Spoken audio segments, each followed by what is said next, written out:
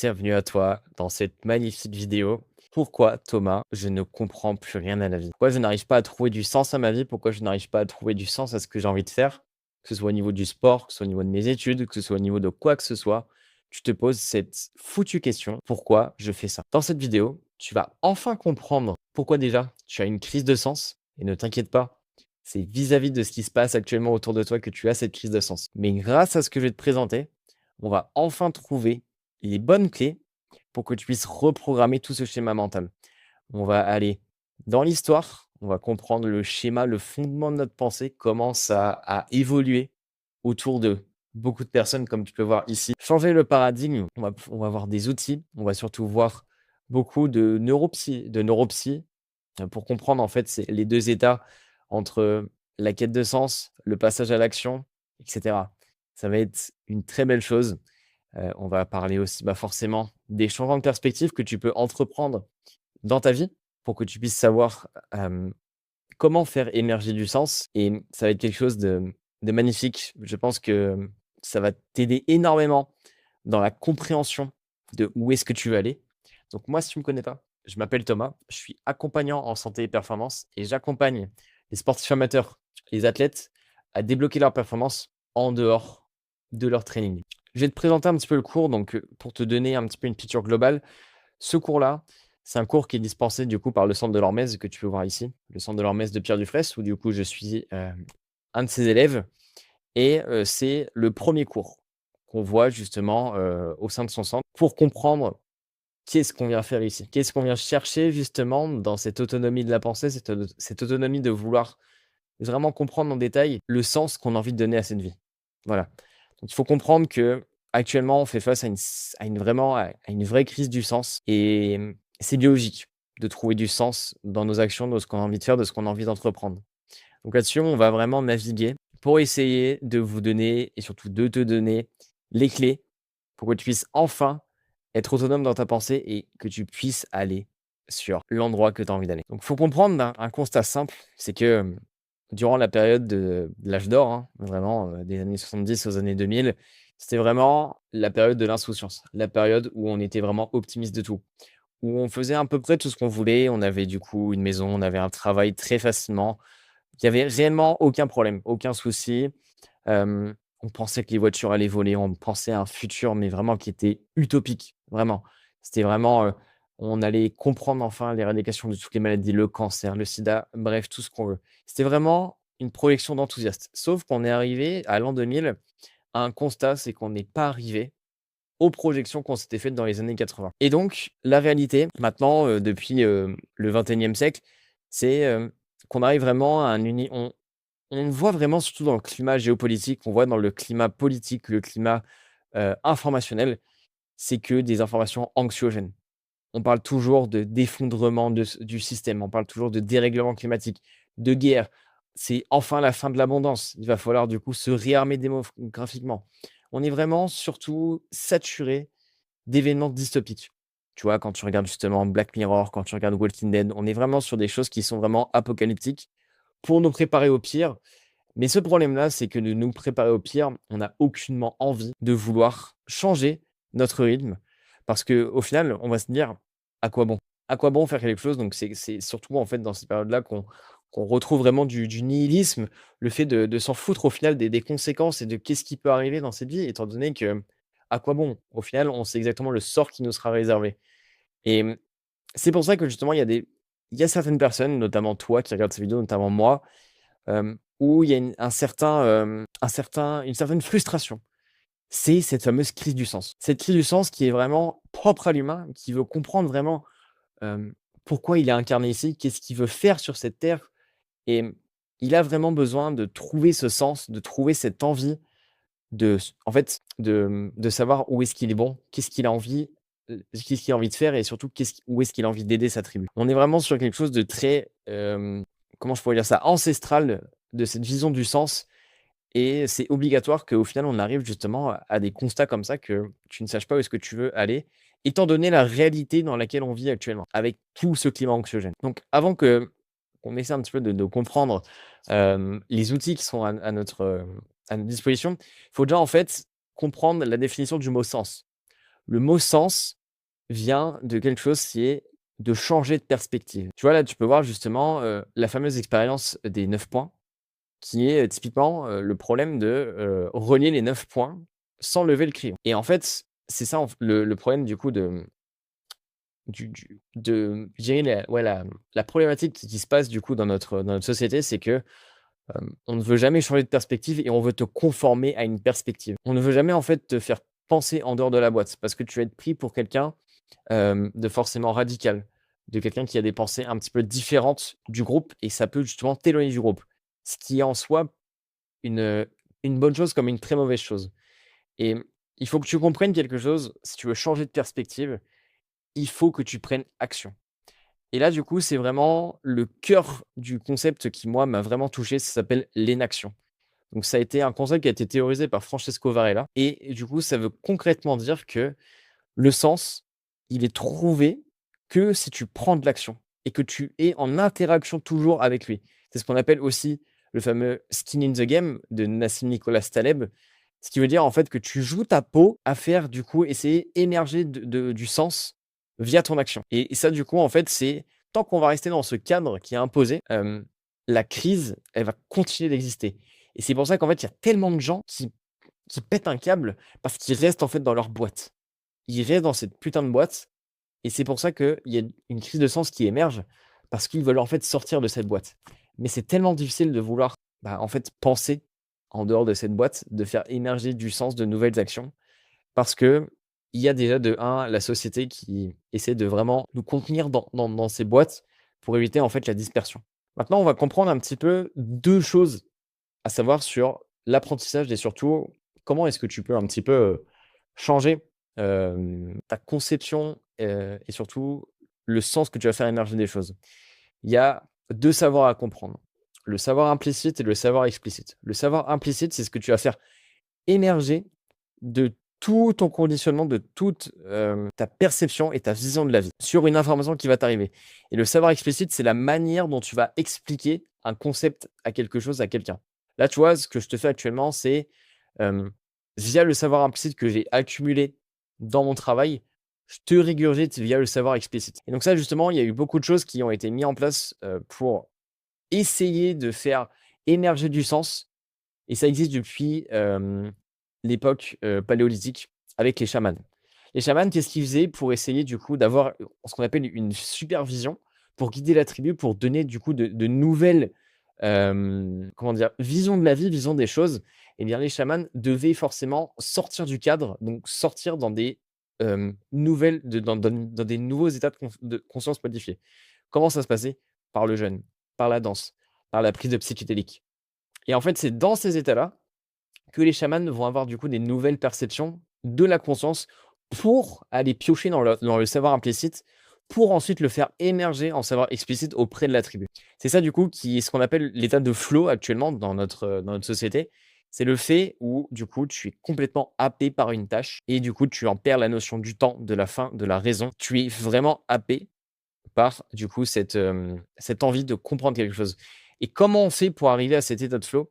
Il faut que le challenge soit un tout petit peu plus haut que d'où est-ce que tu veux aller et il faut aussi que la compétence que tu veux acquérir soit, quand même assez haute par rapport à ce que tu as envie de faire. Là, typiquement, je suis dans un état de flow parce que je sais que le challenge que je suis en train de faire actuellement est un tout petit peu plus haut que du coup, l'état actuel de mes connaissances parce que sinon je serais complètement dans la maîtrise et je serais, complètement bore out, où je serais complètement, où du coup j'étais complètement bore out vis-à-vis, bah, des compétences au final. Parce que là, c'est vraiment un challenge au final, c'est ce que je suis en train de faire, ce cours et du coup ça me met dans cet état de flow, de limite en fait faire émerger de nouvelles choses. Maintenant, on va comprendre quelque chose vis-à-vis, d'un concept qui a été mis en place du coup, après l'ère paléolithique, les concepts d'écriture de monnaie. C'est ce qu'on appelle du coup les psychotechnologies. Des psychotechnologies, en fait, du coup, ce sont des, technologies qui vont complètement changer, la neuroplasticité de notre cerveau. Donc en fait, sans ça, hem, on change complètement la physiologie de notre cerveau et on va plus du tout agir comme on le fait maintenant. Donc ça passe par l'écriture et ça passe par la monnaie. L'écriture, qu'est-ce que ça a permis de faire? Ça a permis de faire émerger le fait de penser de sa propre pensée. Et donc qu'est-ce que ça veut dire ça? C'est la pensée de second ordre, ce qui veut dire que on écrit quelque chose et on est capable de revenir sur cette chose pour, au final, faire tourner cette boucle vertueuse de savoir si on a fait une erreur ou si on a fait d'autres erreurs. Voilà, donc c'est le fameux, en fait, le double tranchant de la ce qu'on appelle la métacognition. Donc, du coup, c'est le fait de penser à nos propres pensées. C'est que maintenant, il y a 2 conséquences qui peuvent, arriver de cette cognition. C'est ce qu'on appelle l'autocorrection, donc la capacité forcément à transcender, à corriger ses erreurs ou à rentrer encore plus dans une illusion. Donc la capacité à se mentir à soi-même et même au final de rationaliser l'erreur et de se dire que c'est pas tellement grave. Et donc justement, la cognition, c'est à la fois notre meilleur et notre pire rare. Donc, voilà, l'écriture nous a permis, en fait, de créer cette métacognition, du coup, de la capacité à se corriger, à revoir nos erreurs. La monnaie, c'est capable d'attribuer, en fait, une valeur à un objet, à quelque chose et du coup, ça fait émerger quelque chose qui est, du coup, la responsabilité morale. Ce qui veut dire qu'en fait, que si on émet une valeur à quelque chose comme ça, on va émettre, du coup, une certaine valeur et donc par conséquent, il y aura des conséquences qui vont arriver. Typiquement, quand on adosse justement de la valeur à quelque chose, on met du coup, en lumière notre propre schéma de pensée parce que, du coup, on l'aura soit écrit ou soit on l'aura jugé et on l'aura juxtaposé à une valeur. Donc ce qui veut dire que maintenant, les actions qu'on aura mis en place auront de l'impact. Et ça, du coup, ça change drastiquement, en fait, notre projection dans le futur ou dans le passé par rapport à ce qu'on a fait. Donc ce qui peut, du coup, en fait, créer de l'auto-tromperie et donc l'auto-tromperie, justement, c'est le fait de, justement, c'est le fait, au final, de, dans un premier temps, soit, de mentir à soi-même ou soit, dans un second temps, d'utiliser, du coup, de la rhétorique des éléments qui n'ont absolument peut-être rien à voir entre eux, mais pour gagner un débat. Maintenant, on arrive un petit peu à l'âge axial, donc qui arrive après du coup le Dark Age. Du coup, c'est avant les -800 où du coup il y a eu de fortes épidémies, de fortes périodes de disette, des fortes périodes d'extinction de civilisation. Suite à ça, il y a eu, on va dire, un mouvement qui a émergé du coup dans le monde entier, notamment du coup en Inde, en Chine et aussi en Grèce antique. C'est le fait de vouloir dans toujours faire émerger du sens, de l'ordre et de la raison dans quelque chose. Dans surtout en fait en dehors des explications mythologiques et dans le savoir, implicite. Dans le savoir du coup qui était au fond de nous et on aime et maintenant du coup le dogme et le paradigme actuel est de vouloir en fait mettre de l'ordre et mettre du coup et arrêter en fait de faire émerger, le chaos. Et notamment, il y a une figure clé, qui s'appelle Socrate, qui va beaucoup t'inspirer et qui m'a beaucoup inspiré honnêtement. Hem, on va parler en fait du coup déjà de l'oracle de Delphes, hem, qui du coup, Socrate a posé une question justement, à l'oracle de Delphes pour savoir justement, si, Socrate était assez sage et du coup, l'oracle a répondu que personne n'est plus sage que Socrate. Qu'est-ce que ça veut dire?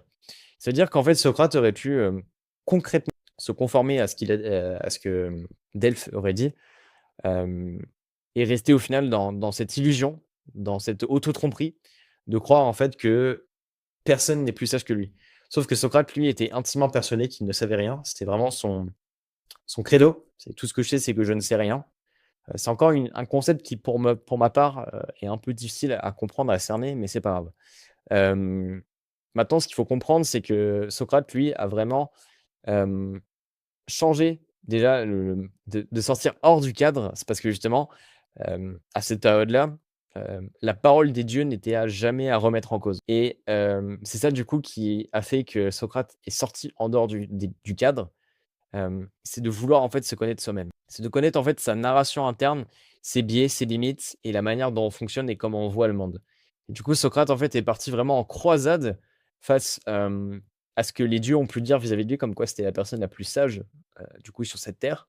Et il a voulu en fait sortir du code des codes pour vraiment encore plus se comprendre et encore plus savoir que au final, il ne savait rien. Donc en fait, il a mis en place, une méthode, ce qu'on appelle la méthode socratique, qui est d'ailleurs utilisée par énormément de personnes, qui est le fait, en fait, de jongler entre de l'information et de la transformation. Donc l'information, c'est le fait, du coup, d'accumuler des faits véritables pour comprendre quelque chose, et pouvoir faire, en fait, à la suite de ça, faire émerger ce savoir explicite. Et il y a de la transformation.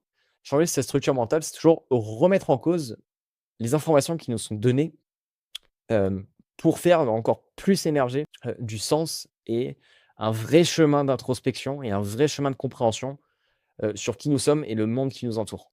Et donc en fait, justement, il y a un concept qui s'appelle la maïeutique, du coup, qui est l'art de faire accoucher son esprit, déjà de un par l'écriture et surtout par la questionologie. Le fait, en fait, de se questionner à chaque fois sur un concept va nous permettre de faire émerger du sens.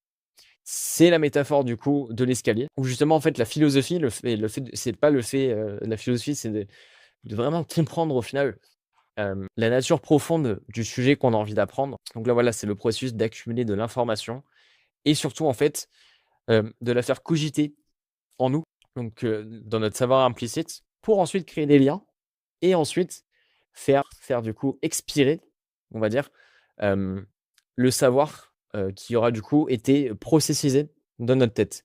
C'est du coup le fait de l'inspiration et l'expiration. Tu peux vraiment comprendre ça comme ça. Et donc voilà, c'est ça un peu la méthode de Socrate qui est dans tous les cas de forcer son interlocuteur, hem, à faire accoucher en fait de ses propres idées. Et maintenant, il y a un truc aussi que j'aimerais parler, ce qu'on appelle du coup, l'antagoniste complet, du coup de la pensée socratique et au final de, ce qui se passe actuellement, c'est, le sophisme. Alors le sophisme du coup ça a été, aussi, mis en place et c'est une psychotechnologie, qui a été mis en place, dans les années, au dans la Grèce antique pour pouvoir en fait, gagner un débat. Il faut savoir qu'à l'époque, les la Grèce et surtout les Athéniens pour, faire évoluer la société, ils votaient des lois justement, via, du coup le en toute démocratie bien sûr, mais sauf qu'il y avait, du coup des choix qu'ils mettaient en place et c'était le fait en gros de, au final, ne pas dire la vérité, mais de dire en fait des choses, des faits qui étaient, puissants, des faits qui étaient, vraiment parlants, hem, des faits qui étaient relatables, mais pas réellement, factuels et surtout, en fait, des faits qui faisaient beaucoup jaser.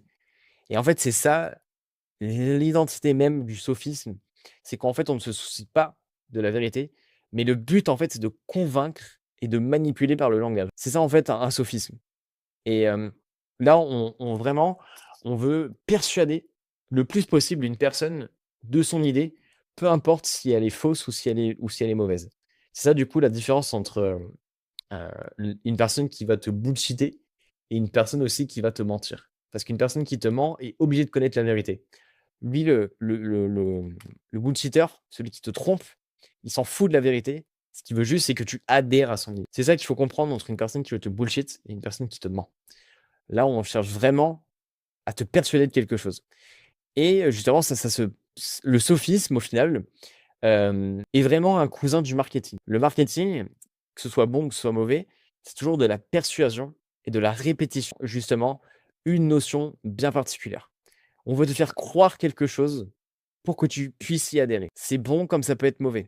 Et c'est pour ça qu'il faut justement cultiver cette autonomie de la pensée, comme je t'ai expliqué, via la questionologie, via le questionnement, pour savoir si ce qu'on te dit, c'est une bonne chose ou pas. Et ça, justement, c'est le fait d'utiliser la complexité pour gagner un débat, pour justement faire croire que c'est quelque chose qui est bon, qui est forcément crédible. Et du coup, ça s'est forcément impacté dans notre société actuelle, ou du coup, surtout en Occident, où là, du coup, hem, les preuves scientifiques font gage de confiance et c'est vraiment la preuve ultime, que c'est la vérité vraie. Alors qu'au final, la science et surtout, l'évolution a toujours été dans la remise en question de ce consensus scientifique. Donc ce qui fait au final de toujours penser en dehors des cases, sortir en dehors de cette boîte pour encore plus avancer dans cette évolution. Donc là justement, je parlais un petit peu de l'ère, de la tromperie, du bullshit. C'est qu'au final, on utilise toujours, hem, l'émotion pour te faire acheter des choses ou pour te faire adhérer à quelque chose. Tu vois?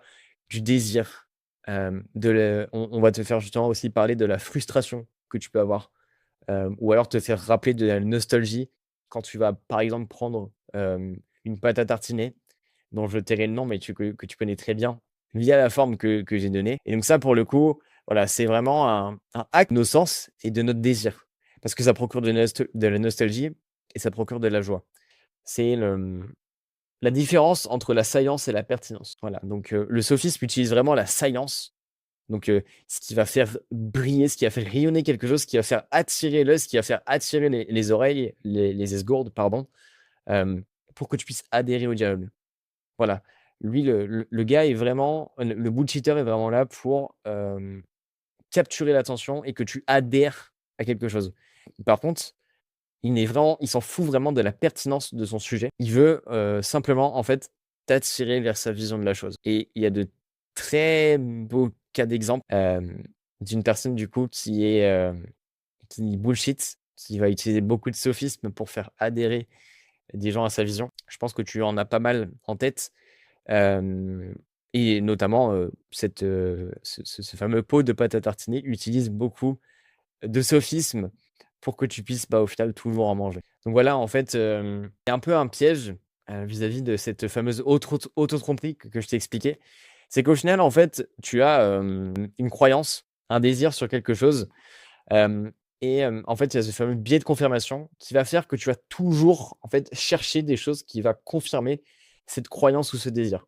Et ça, en fait, qu'est-ce qu'il va faire? C'est que ça va renforcer ta croyance et ça va, en fait, te renforcer à rester dans cette case. C'est ça, en fait, qu'il faut se rendre compte aussi vis-à-vis du biais de confirmation et qu'en fait, au final, tu peux, réellement rester dans un cercle, des fois de un qui n'est pas le tien, parce on aura pu t'inculquer justement des idées via les sophismes pour rentrer dans un dogme, pour rentrer dans un paradigme qui, au final, n'est pas le tien.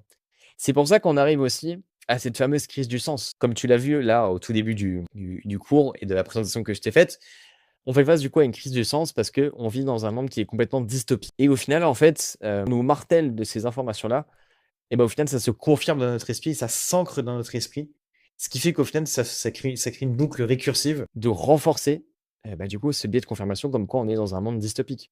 Et on n'a aucunement envie de sortir en dehors de la boîte, alors qu'il y a absolument rien qui nous empêche de le faire.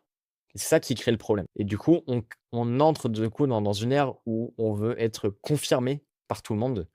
Et en fait, c'est ça qui est dommage, c'est qu'au final, dans ce monde de confirmation, on a besoin justement d'avoir d'autres personnes aussi qui adhèrent à notre vision. C'est ça aussi qui est triste dans l'auto-tromperie, c'est qu'on peut se tromper du coup sur, nos valeurs et nos désirs parce qu'on peut emprunter le chemin d'une autre personne via les sophismes et via les faits saillants qu'elle t'aura donnés en fait, tout simplement, vis-à-vis de son, argumentaire. Donc maintenant, ouais, on va parler un petit peu, d'un point de vue, neuroscientifique pour comprendre justement la parité qu'il y a entre, 2 zones, d'action, heu, de notre cerveau et de notre conscience.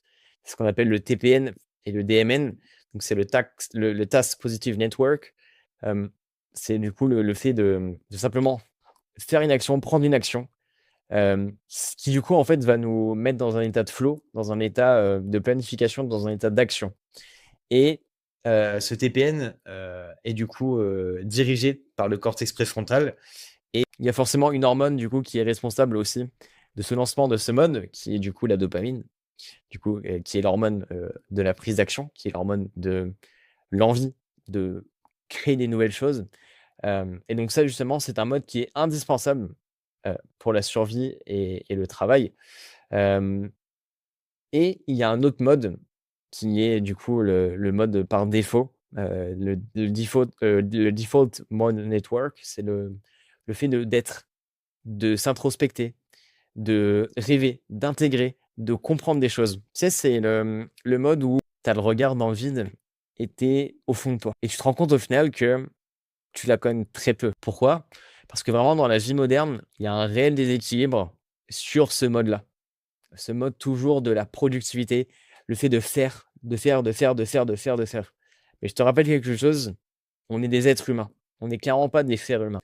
Donc c'est pour ça en fait que ça atrophie maintenant notre zone qui est, le fait de s'introspecter, le fait de comprendre, le fait de faire maturer des informations qui sont venues à nous.